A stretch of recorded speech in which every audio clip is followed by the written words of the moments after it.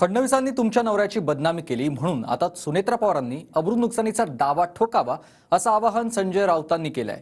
कथित शिखर बँक घोटाळ्यात पोलिसांनी क्लोजर रिपोर्ट सादर केला, त्यानंतर ईडीनं पुन्हा त्यात हस्तक्षेप केल्यानं हा मुद्दा पुन्हा गाजतोय। नेमकं काय हे वाद आणि काय आवाहन होत आहे पाहूयात।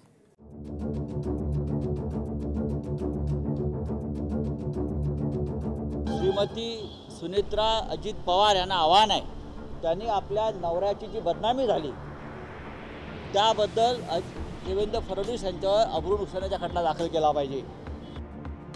शिखर बँकेच्या कथित घोटाळ्यावरनं संजय राऊतांनी भाजपच्याच आरोपांवर अजित पवारांना घेरलंय।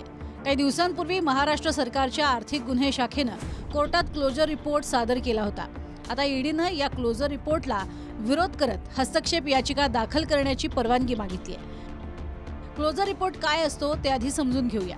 क्लोजर रिपोर्ट म्हणजे एखाद्या गैरव्यवहाराच्या आरोपात कोर्टात खटले होतात, त्यानुसार पोलीस तपास सुरू करतात। मात्र तपासात पुरावे आढळले नसल्यास त्याचा तपास आता बंद करत आहोत याचा अहवाल पोलिसांकडून कोर्टात दिला जातो, त्यालाच ढोबळमानानं क्लोजर रिपोर्ट म्हणतात। अजित पवारांवर सिंचन घोटाळ्यासह शिखर बँकेचा घोटाळ्याचा आरोप भाजपने केला होता।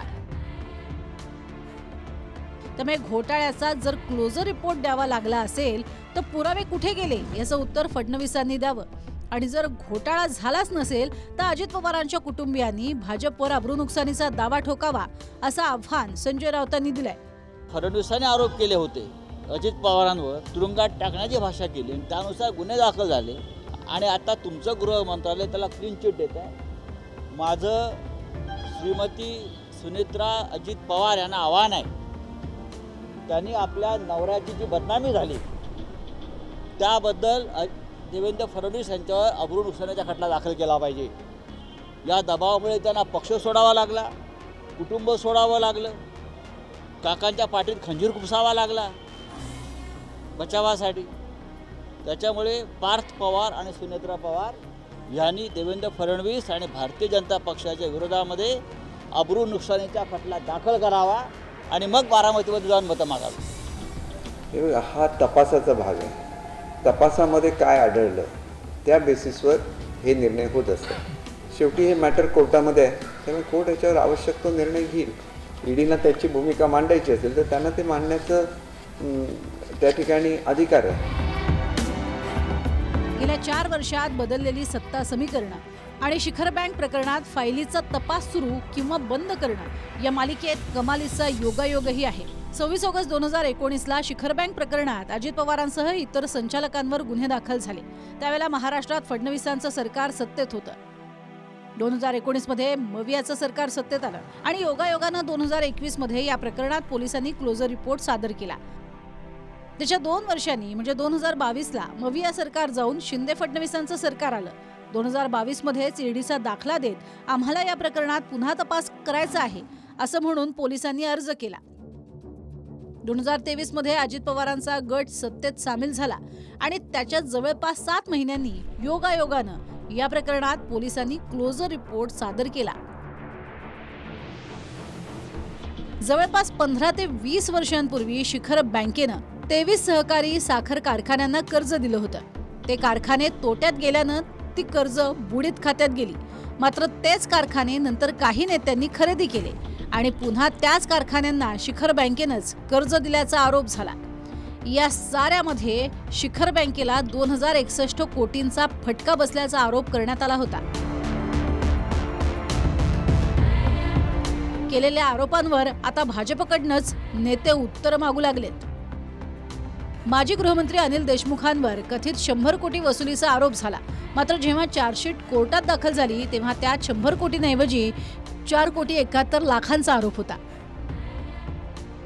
तत्कालीन मुंबई पोलीस आयुक्त परमबीर सिंगांच्या पत्रावरून भाजप नेत्यांनी देशमुखांवर 100 कोटी वसुलीचे आरोप केले होते। सचिन वाझेचंही यात नाव घेतलं गेलं।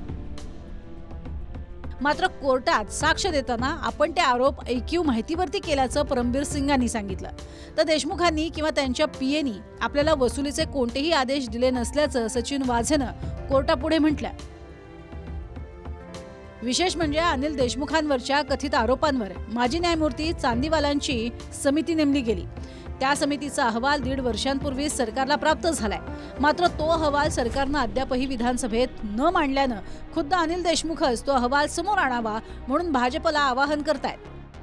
आयुक्तांनी माझ्यावर जे आरोप केले 100 कोटीचा, न्यायमूर्ती चांदीवालनी परमवीर सिंगला कोर्टात बोलावलं की अनिल देशमुखवर जे आरोप केले त्याच्याबद्दल तुमचं स्टेटमेंट आम्हाला घ्यायचं आहे, तुम्ही कोर्टामध्ये हजर राहा.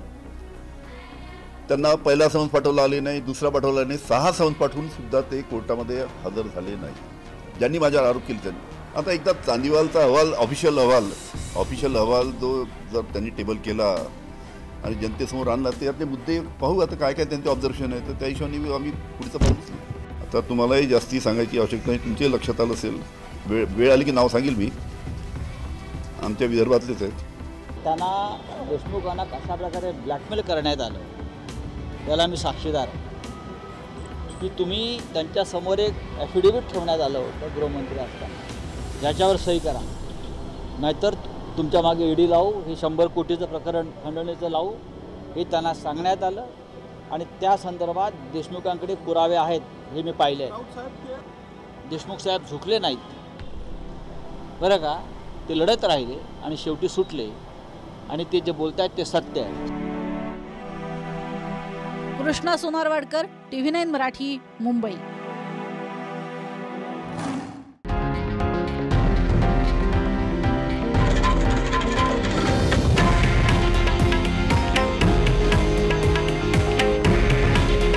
हे आहे देशातील नंबर 1 न्यूज नेटवर्क आणि आपण पाहत आहात TV9 मराठी.